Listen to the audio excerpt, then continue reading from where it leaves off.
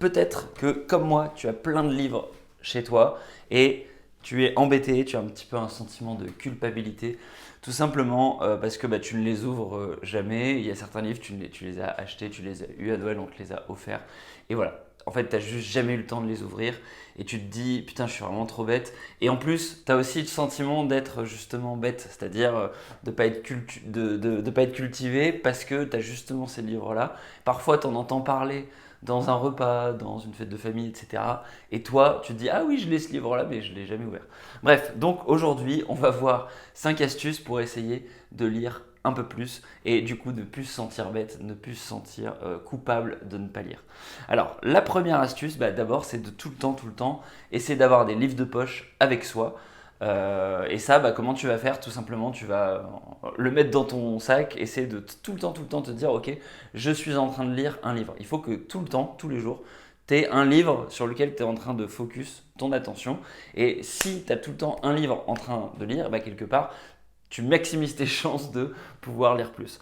Donc du coup, ça, tu vas pouvoir ensuite appliquer deux astuces. La première, ça va être de essayer de lire un peu tous les jours. Donc tu te dis tous les jours, j'alloue une certaine quantité de temps.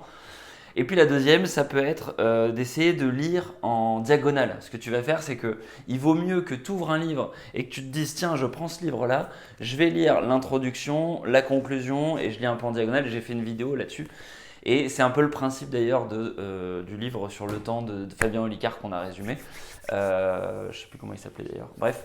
Et l'idée c'est que 1 vaut mieux que 0. Il vaut mieux faire quelque chose plutôt que rien du tout. Donc essaie d'ouvrir régulièrement des livres. Et voilà. Donc ça, là déjà on a vu 3 astuces. Prendre un livre avec soi, essayer de le lire en diagonale, essayer de lire au moins une dizaine de minutes.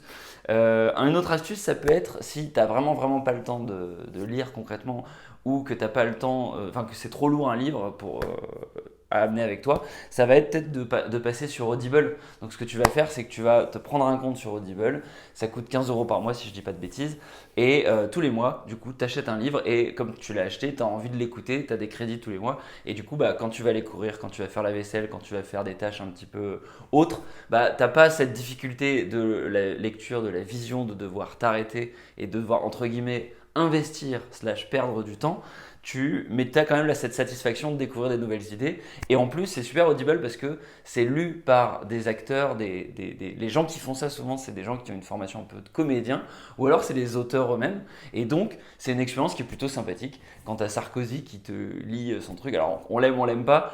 Moi, Sarkozy, ce que je trouve rigolo, c'est sa voix un peu en mode guignol. Quand on regardait les Guignols à l'époque. Et donc c'est ça que je trouve intéressant avec Audible, c'est de pouvoir entendre des gens te raconter des choses. Et puis il y a une dernière astuce, c'est essayer de trouver des livres numériques. Donc tu peux taper sur Google par exemple e-book PDF suivi des livres que tu as chez toi.